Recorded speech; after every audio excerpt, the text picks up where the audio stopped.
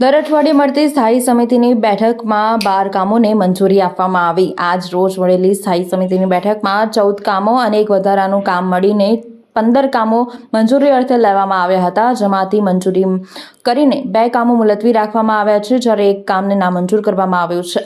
દર અઠવાડિયે મળતી પાલિકાની આ બેઠકમાં ખાસ કરીને જમીન મિલકત શાખા, સ્ટ્રીટ લાઇટ વિભાગ, સામાન્ય વહીવટ વિભાગ, રોડ પ્રોજેક્ટ શાખા, ટ્રાફિક શાખા, મિકેનિકલ ખાતું, પાણી પુરવઠા વિતરણ શાખા, ઓડિટ વિભાગના વિવિધ કામો મંજૂરી અર્થે લેવામાં આવ્યા છે, જેમાંથી 12 કામોને મંજૂરી આપવામાં આવી છે।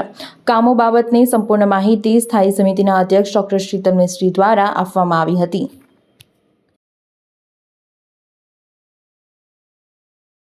मुझे डिमार्केशन करके दो, डिवाइडर वाला रोड मैंने लिया है, अभी तक वो नहीं लेकर रहे। राम जय रत्न 4 रास्ता से रामकृष्ण ब्लॉक तक वो डिपार्टमेंट में बच्चे में से एक वो डिपार्टमेंट ने तो कागज पे लिख दिया है वीडियो को। બેઠક યોજાઈ હતી, કેટલા કામો મંજૂર ના મંજૂર? આજે સ્થાયી સમિતિની બેઠકમાં 14 રેગ્યુલર પ્રપોઝલ અને એક વધારાની પ્રપોઝલ મૂકવામાં આવી હતી।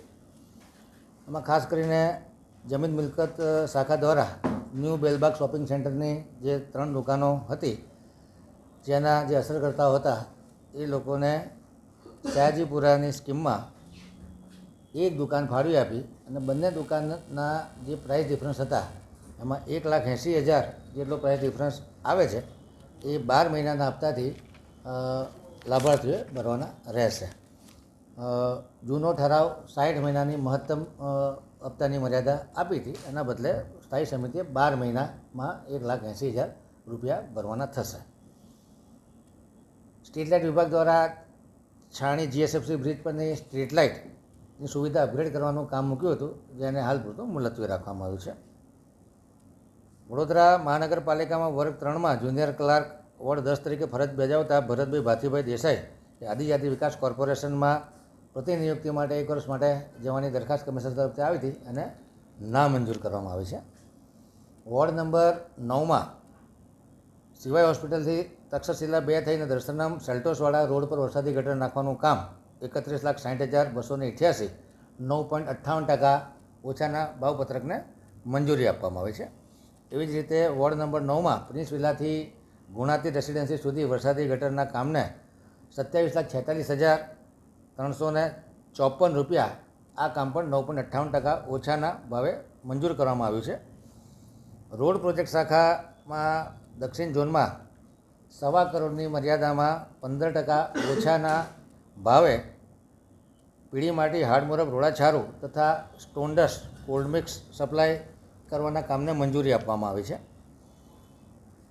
પૂર્વ ઝોનમાં 50 લાખની મર્યાદામાં રસ્તાઓ, ડિવાઈડર, ફૂટપાથ, કર્બિંગ, રેલિંગ વગેરેના કલર કામની જે પ્રપોઝલ આવી હતી એમાં ફેરફાર કરી અને નાણાકીય મર્યાદા 25 લાખની કરવામાં આવી છે, અને ત્યારબાદ 25 લાખ પૂર્ણ થયાથી બીજા પૈસા વધારવાના હોય તો ફરી સ્થાયી સમિતિમાં દરખાસ્ત લાવવાની રહેશે। એવી જ રીતે 8 પશ્ચિમ ઝોનમાં પણ વાર્ષિક ઇજારાથી 50 લાખના જે ડિવાઈડર, ફૂટપાથ, કર્બિંગ તેમજ સર્કલ વગેરેનો વ્હાઇટ વોશ તેમજ પેઇન્ટિંગની આઇટમ હતી, એમાં પણ નાણાકીય મર્યાદા 50ના બદલે 25 લાખ કરવામાં આવી છે। દક્ષિણ ઝોનમાં પણ 25 લાખ રૂપિયા કરવામાં આવી છે। નાણાકીય મર્યાદા પતેથી નવેસરથી સ્થાયીમાં દરખાસ્ત લાવવાની રહેશે। ટ્રાફિક શાખા દ્વારા વડોદરાના સર્કલ, આઇલેન્ડ, રોડ ડિવાઈડર વગેરે ડેવલપ કરવા માટેની પોલિસી લાવવામાં આવી છે। વધુ વિચારણા માટે આ પોલિસીને મુલતવી રખાઈ છે। મિકેનિકલ ખાતા દ્વારા જે વાહનો ભાડેથી લેવાનું કામ હતું એમાં 40 લાખની મર્યાદા પૂર્ણ થયેલ 30 લાખની વધુ મર્યાદા માગેલી હતી, જેને મંજૂર કરવામાં આવી છે। પાણી પુરવઠામાં વિક્ષેપ ન પડે એ માટે 3 માસ માટે માનવદિન નાણાકીય મર્યાદા વધારવાની નથી, પરંતુ ફક્ત સમય મર્યાદા વધારવાના કામને મંજૂરી આપવામાં આવી છે। ઓડિટ વિભાગમાં અજીત કુમાર ગુંજાર કે જેઓ એસીબીના કેસમાં ફસાયા હતા લાંચ લેવાના, હાઈકોર્ટે એમને નિર્દોષ જાહેર કરેલા છે। એમનું મૃત્યુ થયેલું છે। એમના વારસદારોને એમના નિવૃત્તિના લાભો ચૂકવવા માટેની દરખાસ્ત હતી, જેને મંજૂર કરવામાં આવી છે।